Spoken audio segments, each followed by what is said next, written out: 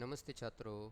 आज हम कक्षा 8वीं की जो किताब है वसंत भाग 3, इस किताब में लेसन नंबर 11 यानी कि पाठ 11 जो है, जब सिनेमा ने बोलना सीखा, इस पाठ का आज हम अध्ययन करने वाले हैं। यह पाठ लेखक प्रदीप तिवारी इन्होंने लिखा है। तो पहले हम प्रदीप तिवारी इनके बारे में थोड़ी बहुत जानकारी प्राप्त करेंगे। इनका जन्म 15 अप्रैल सन 1865 में उत्तर प्रदेश राज्य के आजमगढ़ जिले के निजामाबाद में हुआ है और उनकी मृत्यु 1947 में निजामाबाद में हुई है। तो प्रदीप तिवारी इन्होंने लिखा हुआ जब सिनेमा ने बोलना सीखा, इस पाठ में उन्होंने सिनेमा के बारे में जानकारी देने की कोशिश की है। तो प्रदीप तिवारी इन्होंने लिखा हुआ यह एक निबंध पर पाठ है। तो बच्चों, आपको मालूम होगा कि आज हम टीवी पर पिक्चर फिल्म देखते हैं या टॉकीज़ में पिक्चर फिल्म देखने के लिए चले जाते हैं। आज हम उस टॉकीज़ में या घर में बैठकर टीवी पर ये पिक्चर फिल्म देखते हैं, आवाज़ सुनते हैं, संगीत सुनते हैं, वो पिक्चर देखते हैं। लेकिन इससे पहले कुछ सालों या पुराने ज़माने में जो फिल्म बनती थी वो कैसी थी? तो मूक फिल्म थी। मतलब सिर्फ हमें चित्र दिखाई देते थे, उसे कोई आवाज़ नहीं थी। तो आपको मालूम होगा कि दादा साहब फाल्के इन्होंने राजा हरिश्चंद्र जो बनाई वो भी कैसी थी? तो इसी प्रकार की फिल्म थी। यानी कि पुराने ज़माने में जो फिल्म बनाई जाती थी, सिनेमा बनाया जाता था, वो कैसे थे? मूक था, यानी कि उससे कोई आवाज़ सुनाई नहीं देती थी। सिर्फ हम चित्र देखकर उसके आधार पर उस सिनेमा में क्या कहा गया है ये समझने की कोशिश करते थे। लेकिन जैसे जैसे परिवर्तन हुआ, चेंज हुआ, वैसे वैसे सिनेमा क्या हुआ, उसमें भी परिवर्तन होने लगा। और एक दिन सिनेमा भी बोलना सीखा, यानी कि सिनेमा जो हम देख रहे थे उससे भी आवाज़ आने लगी। और उसी के आधार पर कि ये सिनेमा कब बोलने लगा, सिनेमा का आवाज़ कब हम सुनने लगे, यानी कि बोलती फिल्म कब से शुरू हुई, इसकी जानकारी प्रदीप तिवारी इन्होंने इस पाठ में देने की कोशिश की है। और इस पाठ में आलम आरा इस सिनेमा के बारे में जानकारी देने की कोशिश की है। क्योंकि बोलने वाली जो पहली फिल्म थी, पहला सिनेमा था, वो कौन सा था? तो आलम आरा था। और ये फिल्म किसने बनाई थी? तो अर्देशीर यम ईरानी इन्होंने बनाई थी। तो आलम आरा ये भारत में जो पहली बोलने वाली सिनेमा जाता, तो वो पहला आलम आरा था और वो 14 मार्च 1931 में हुई थी। तो इसी प्रकार ईरानी यानी कि अर्देशीर ईरानी इन्होंने इस फिल्म इंडस्ट्रीज में जो पहली फिल्म बनाई और वो बोलने वाली थी, यानी कि सिनेमा ने बोलना सीखा, जो पहली फिल्म थी वो कौन सी? तो आलम आरा थी। तो चलो दोस्तों, तो इस पाठ के बारे में हम अध्ययन करेंगे। तो प्रदीप तिवारी ने जो पहले पैराग्राफ में कहा है, तो उन्होंने क्या लिखा है कि उन्होंने आलम आरा का जो पोस्टर था, आपको मालूम होगा कि आलम आरा का जो पोस्टर था, उस पोस्टर में आपको दिखाई देगा, जैसे कि ये आलम आरा का पोस्टर है। इसमें क्या कहा है? All talking, singing, dancing. यानी कि इससे पहले जो फिल्म बनती थी उस फिल्म में कोई भी डांसिंग नहीं होता था या टॉकिंग नहीं होता था लेकिन आवाज़ नहीं सुनाई देती थी। लेकिन जो आलम आरा पहली फिल्म थी, उस पहले फिल्म में क्या हुआ था कि सभी जो पात्र है, कैरेक्टर है, वो क्या करते हैं, टॉकिंग करते हैं, सिंगिंग करते हैं, डांसिंग करते हैं, और जो देखने वाले लोग होते हैं उन्हें आकर्षित करने के लिए इसी प्रकार का ये पहला पोस्टर आलम आरा इन्होंने ये बनाया था। उसी प्रकार ये दूसरा पोस्टर आपको दिखाई देता है जिस पर लिखा है कि भारत की पहली बोलती फिल्म आरम आरा 1931 में क्या हुए, प्रदर्शित हुई। तो इसी प्रकार अर्देशीर ईरानी इन्होंने जो पहली फिल्म बनाई, और उस पहली फिल्म जो प्रदर्शित करने के लिए उन्होंने उस पोस्टर पर कुछ सेंटेंस लिखे थे, और वो सेंटेंस कौन से थे, तो वो पहले दो पंक्तियों में उन्होंने दिए गए। जैसे लिखा है कि वे सभी सजीव है, सांस ले रहे हैं, 100% बोल रहे हैं, 78 मुर्दा इंसान जिंदा हो गए, उनको बोलते बातें करते देखो।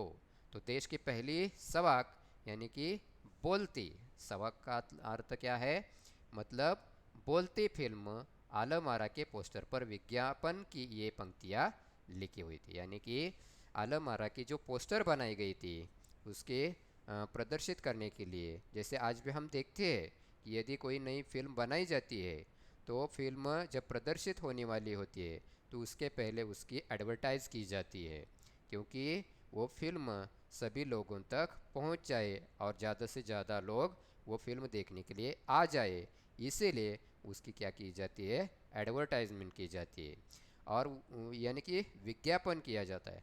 और उसी विज्ञापन में आलम आरा के पोस्टर पर विज्ञापन करते समय ये उपरोक्त जो पंक्तियाँ है, जो सेंटेंस है, वो लिखे होते कौन से, कि वे सभी सजीव है, यानी कि इस फिल्म में जो कैरेक्टर है वो कैसे है, सभी सजीव है, जैसे हमारे जैसे है, सांस ले रहे यानी कि हम जिस प्रकार रहते हैं, खेलते हैं, नाचते हैं, गाते हैं, उसी प्रकार वो बोलते हैं, यानी कि सांस ले रहे, 100% बोल रहे यानी कि 100% वो क्या कर रहे हैं, अभी बोल रहे। यानी कि इससे पहले आलम आरा फिल्म के पहले जो फिल्म थी वो सिर्फ वो क्या होती थी, चित्र हम देखते थे, उससे कोई भी आवाज़ नहीं आती थी, लेकिन उन्होंने इस सेंटेंस से ये बताया कि अभी 100% यानी कि 100% इस फिल्म में जो कैरेक्टर है वो क्या कर रहे हैं, बोल रहे हैं।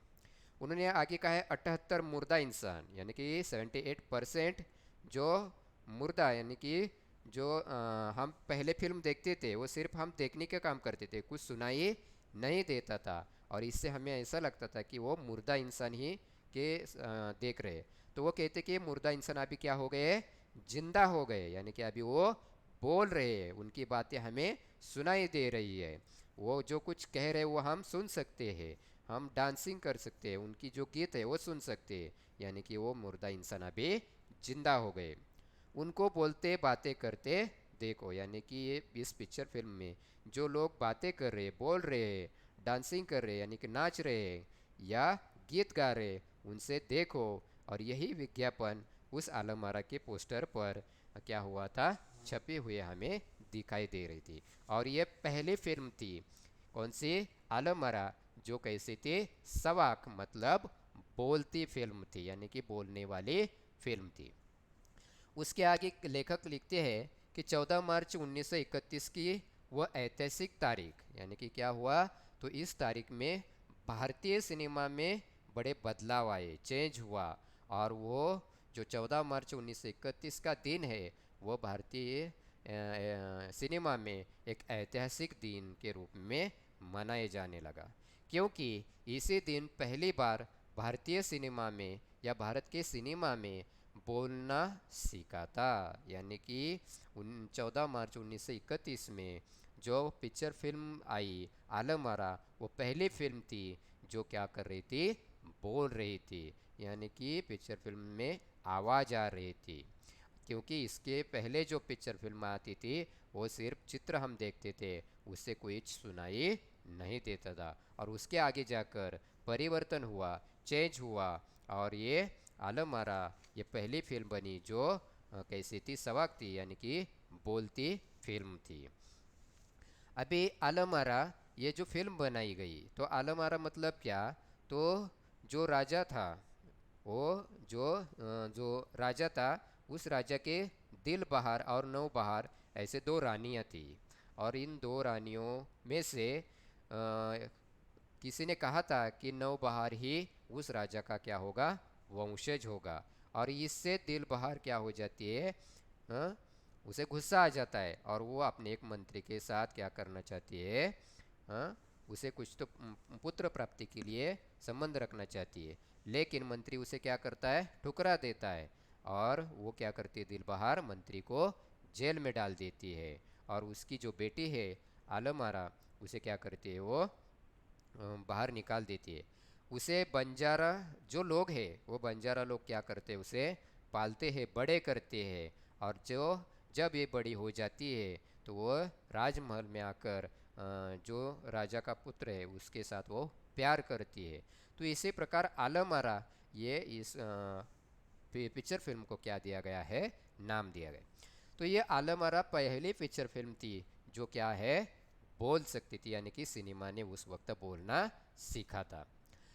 तो आगे लेखक लिखते कि हालांकि में वह दौर ऐसा था जब मुख्य सिनेमा लोकप्रियता के शिखर पर था। यानी कि उस समय, हालांकि मतलब उसका जो उस वक्त, उस समय जो वक्त था, उस समय जो फिल्म थी वह कैसे बनती थी, मुख्य फिल्म थी। यानी कि उससे कोई भी फिल्म बोलती नहीं थी, यानी कि उससे कोई आवाज़ नहीं थी। और ऐसे फिल्म लोकप्रियता के शिखर पर थी, यानी कि सभी लोग ऐसे फिल्म देखते थे।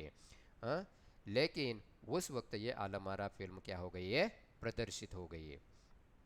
पहली बोलती फिल्म जिस साल प्रदर्शित हुई उसी साल कई मुख्य फिल्म भी विभिन्न भाषाओं में बनी, मगर बोलती फिल्मों का नया दौर शुरू हो गया।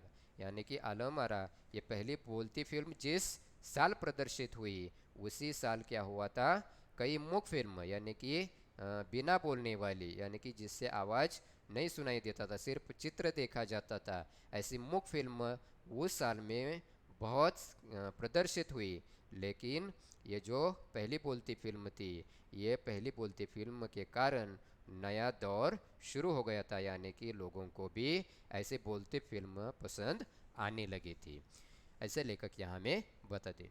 लेखक आगे बताते कि पहली बोलती फिल्म आलमारा बनाने वाले कौन थे, तो जो डायरेक्टर थे वो कौन थे, फिल्मकार थे, वो अर्देशीर यम ईरानी थे। तो किसने ये फिल्म बनाई थी, तो अर्देशीर यम ईरानी, इन्होंने पहली बोलती फिल्म बनाई थी। जैसे कि आपको मैं इसमें एम ईरानी, ये जो आपको तस्वीर दिखाई दे रही है, ये कौन है, अर्देशीर एम ईरानी है, जो आलमारा पहली फिल्म बनाई है। तो इन्होंने ये पहली फिल्म बनाई थी और बोलती फिल्म थी। वो कैसी थी, बोलती, यानी कि उससे हमें आवाज़ सुनाई देती थी।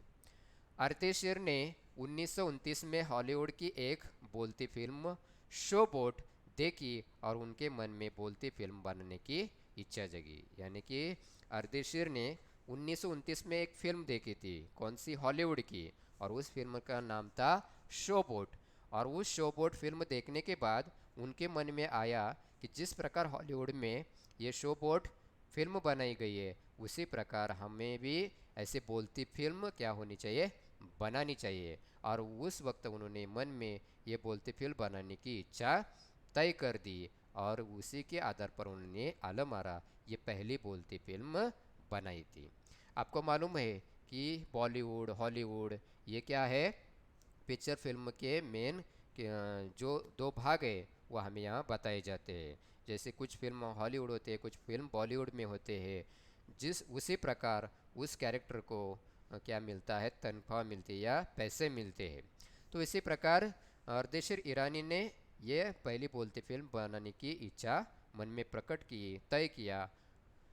आगे पारसी रंगमंच के एक लोकप्रिय नाटक को आधार बनाकर उन्होंने अपनी फिल्म की पटकथा बनाई। यानी कि आपको मालूम है कि आज भी हम नाटक देखने के लिए चले जाते थे, तो उस वक्त जोसेफ डेविड, इन्होंने पारसी नाटक पर नाटक बनाया था।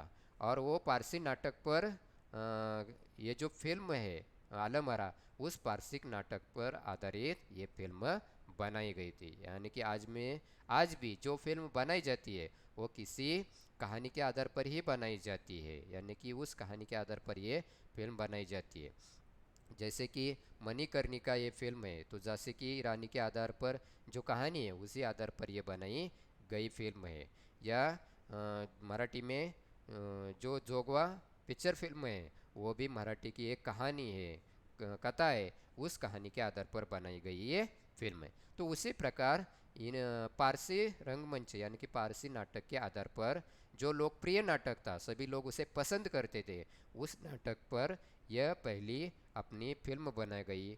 और लेखक ईरानी जो जोसेफ डेविड है, वो क्या किया था, उन्होंने ये पटकथा बनाई थी। इस नाटक के कई गाने जो के त्यों फिल्म में ले लिए गए थे। तो इस नाटक के कई गाने यानी कि नाटक में जो गाने गाए गए थे वो सभी गाने इस पिक्चर में जैसे गाने हैं वैसे के वैसे वहाँ ले लिए गए थे। एक इंटरव्यू में यानी कि जब उनका इंटरव्यू लिया गया तब अर्देशीर एम ईरानी जो है वो कहते हैं कि उस वक्त कहा था कि उन्होंने क्या कहा था कि हमारे पास कोई संवाद लेखक नहीं था। तो हमारे पास कौन नहीं था, संवाद लेखक नहीं था। यानी कि आपको मालूम है एक लेखक होता है जो क्या करता है, इस पिक्चर फिल्म का जो कहानी है वो लिखने का काम करता है कि संवाद किस प्रकार होना चाहिए, कन्वर्सेशन किस प्रकार होना चाहिए, ना जो एक्टर होता है वो क्या कहेगा, जो कुछ दूसरे कैरेक्टर होते हैं वो क्या कहेंगे, इसके संवाद हमें लिखने पड़ते। तो अर्देशीर ईरानी उस वक्त इंटरव्यू में कहा था कि हमारे पास कोई संवाद लेखक नहीं था, यानी कि संवाद लिखने वाला कोई भी लेखक नहीं था, या गीतकार नहीं था, यानी कि गीत गाने वाला कोई नहीं था, या संगीतकार नहीं था। यानी कि जब हमने ये पिक्चर फिल्म बनाना शुरू किया तब हमारे पास कोई संवाद लेखक नहीं था, कोई गीतकार नहीं था, या संगीतकार नहीं था। यानी कि आज हम देखते कोई पिक्चर फिल्म बनानी होती है तो उसका लेखक कोई और होता है, संगीतकार कोई और होता है, गीतकार कोई और होता है। तो इसी प्रकार उस वक्त ये गीतकार, संगीतकार या लेखक कोई और नहीं था। जो एक्टर के रूप में काम कर रहा था वही गाने का भी काम कर रहा था और बोलने का भी काम कर रहा था। यानी कि आज हम देखते हैं अजय अतुल ये क्या करते, गीत गाते, गाने का काम करते, यानी कि गीतकार होते, या उन्हें साथ देने वाले जो लोग होते संगीत बजाने वाले, तो वो संगीतकार उस टाइम में कोई नहीं था। लेखक आगे बताते कि इन सब की शुरुआत होनी थी, यानी कि इन सब की शुरुआत होनी थी, यानी कि लेखक कौन होगा, गीतकार कौन होगा, संगीतकार कौन होगा, यानी कि किस प्रकार हम फिल्म बनाएंगे, इसकी शुरुआत अभी होने वाली थी। अर्देशीर ने फिल्म के गानों के लिए स्वयं की धुनें चुनी। यानी कि अर्देशीर जो इसके डायरेक्टर रहे उन्होंने क्या किया था, इस फिल्म के जो गाने हैं और वो गाने बजाने के लिए, गाने गाने के लिए खुद ने क्या किया, जो धुन चाहिए थी, जो संगीत की आवाज़ चाहिए थी, वो धुनें उन्होंने स्वयं क्या की थी, उसका सिलेक्शन किया था या उसे चुना था। फिल्म के संगीत में महज 3 वाद्य थे, यानी कि ये फिल्म बनाते समय कौन कौन से वाद्य का उपयोग किया था या संगीत का आवाज़ देने के लिए किन किन चीज़ों का उपयोग किया था। तो आपको मालूम है तबला हो, हारमोनियम हो या वायलिन हो, इसका उपयोग इस फिल्म में किया हुआ हमें दिखाई देता है। तो इसी प्रकार ये फिल्म बनाते हुए इन वाद्यों का उपयोग किया जाता है। आज हम देखते हैं कि कोई पिक्चर फिल्म बनाई जाती है तो अलग अलग आज तकनीकी आधार पर, टेक्नोलॉजी के आधार पर कई वाद्यों का निर्माण भी किया गया है, जो आज हम जैसी आवाज़ चाहिए वैसे आवाज़ हम वहाँ दे सकते। लेकिन जब ये फिल्म बनाई गई आलमरा, तो उस वक्त सिर्फ इन 3 चीज़ों का ही उपयोग किया था, वो थे तबला, हारमोनियम और वायलिन। आलम आरा में संगीतकार या गीतकार में स्वतंत्र रूप से किसी का नाम नहीं डाला गया। यानी कि आलम आरा जो फिल्म थी उस फिल्म में संगीतकार के रूप में या गीतकार के रूप में किसी का स्वतंत्र रूप से नाम नहीं डाला गया था, क्योंकि इस फिल्म में पहले पार्श्व गायक बने W.M. खान। इस फिल्म के जो पहले पार्श्व गायक कौन थे, तो ये W.M. खान थे। पार्श्व गायक मतलब क्या, तो पर्दे के पीछे से गाना, यानी कि आपको मालूम होगा कि पर्दे के ऊपर जो एक्टर होता है वो एक्टिंग करता है, लेकिन जो गीत गाना पड़ता है वह पर्दे के पीछे से गीतकार गाते हैं, संगीतकार उसे संगीत देते हैं। लेकिन उस वक्त जो पार्श्व गायक बने वह WM खान थे और पहला गाना था दे दे खुदा के नाम पर प्यारे अगर देने की ताकत है। यानी कि यह पहली जो गीत है कौन सा, कि दे दे खुदा के नाम पर प्यारे अगर देने की ताकत है, यह पहला गाना उस फिल्म में गाया गया था। तो ये आलम आरा भारतीय सिनेमा का पहला फिल्म था। जो क्या हुआ था, जो उस नाटक में जो गीत था वही गीत इस पिक्चर फिल्म में लिया गया हमें दिखाई देता है। तो इसी प्रकार ये पहली फिल्म बनी कौन सी, आलम आरा। अगले पैराग्राफ में लेखक प्रदीप तिवारी कहते हैं कि आलम आरा का संगीत उस समय डिस्क फॉर्म में रिकॉर्ड नहीं किया जा सका। यानी कि आज हम देखते हैं कि कोई भी फिल्म जब बनाई जाती है तो उसे रिकॉर्ड किया जाता है। मालूम है कि हार्ड डिस्क या डिस्क रूप में DVD CD या हम कोई टेक्नोलॉजी का उपयोग करके उसे रिकॉर्ड करके रख सकते। लेकिन आलम आरा का जो संगीत था उस समय डिस्क फॉर्म में रिकॉर्ड नहीं किया जा सका, क्योंकि फिल्म की जो शूटिंग शुरू हुई तो साउंड के कारण ही इसकी शूटिंग रात में करनी पड़ती थी। यानी कि फिल्म की शूटिंग जब होती थी उस समय बाहर के आवाज़ ज़्यादा आते थे और इसी कारण बाहर के ज़्यादा आवाज़ न हो इसीलिए इस फिल्म की शूटिंग कब होती थी, तो रात के समय होती थी। क्योंकि रात के समय आपको मालूम है कि बाहर की आवाज़ ज़्यादा नहीं होती थी। जैसे कि हमारे घर के आसपास यदि रेलगाड़ी का स्टेशन हो, रेलवे स्टेशन हो, तो रात भर वो दिन भर वो आवाज़ें आती रहती है, गाड़ी जाने की उसकी आवाज़ या गाड़ियों की आवाज़ आती रहती है। लेकिन रात के समय में ऐसी आवाज़ें कम आती है और इसीलिए इस फिल्म की शूटिंग कब हुई, तो रात के समय में करनी पड़ती थी। क्योंकि जो साउंड सिस्टम होती है आर्टिफिशियल जो साउंड ब्लूम स्टूडियो जो होता है, वो साउंड ब्लूम स्टूडियो उस वक्त नहीं था। अभी ये साउंड ब्लूम स्टूडियो क्या होता है, तो इस स्टूडियो में बाहर की आवाज़ें अंदर नहीं आती है और उस टाइम ऐसा स्टूडियो वहाँ नहीं था और इसीलिए इस फिल्म की शूटिंग रात में करनी पड़ती थी। आगे लेखक कहते हैं कि मुख्य युग की अधिकतर फिल्मों को दिन के प्रकाश में शूट कर लिया जाता था, मगर आलम आरा की शूटिंग रात में होने के कारण इसमें कृत्रिम प्रकाश व्यवस्था करनी पड़ी। यानी कि आलम आरा के पहले जो फिल्म बनाई जाती थी वो कैसी थी, मूक थी। यानी कि उससे कोई आवाज़ नहीं आती थी, वो सिनेमा बोलता नहीं था। लेकिन जब मूक फिल्में बनाई जाती थी तो उनकी शूटिंग दिन के प्रकाश में की जाती थी। लेकिन जब आलम आरा की शूटिंग की शुरुआत हुई तो उसकी शूटिंग रात में होने के कारण वहाँ कृत्रिम प्रकाश व्यवस्था करनी पड़ी। यानी कि जिस प्रकार आज हम लाइट का उपयोग करके रात में भी शूटिंग कर सकते हैं, उसी प्रकार उस समय उस वक्त कृत्रिम यानी टेक्नोलॉजी का उपयोग करके प्रकाश की व्यवस्था करनी पड़ी और उसी वक्त से उसी समय से प्रकाश प्रणाली का उपयोग किया जाने लगा और यहीं से प्रकाश प्रणाली बनी जो आगे फिल्म निर्माण का जरूरी हिस्सा बना। यानी कि फिल्म का निर्माण करते समय प्रकाश प्रणाली का उपयोग किया जाने लगा। आज भी हम देखते यदि हम शादी में चले जाते और वहाँ शूटिंग होती है तो शूटिंग में लाइट लगाई जाती है। क्यों, क्योंकि शूटिंग में जो कुछ हम शूट कर रहे हैं वो अच्छी तरह से बने। इसीलिए उस वक्त से यही शुरुआत हुई, यानी कि प्रकाश प्रणाली की शुरुआत हुई और प्रकाश प्रणाली यह फिल्म बनाने का एक महत्वपूर्ण हिस्सा बन गया। तो इसी प्रकार आज के वीडियो में हम यहाँ तक ही देखेंगे। अगले वीडियो में हम अगले हिस्से के बारे में अध्ययन करेंगे। आपको कोई आशंका हो तो कमेंट बॉक्स में लिखकर भेज सकते हो। तब तक के लिए धन्यवाद।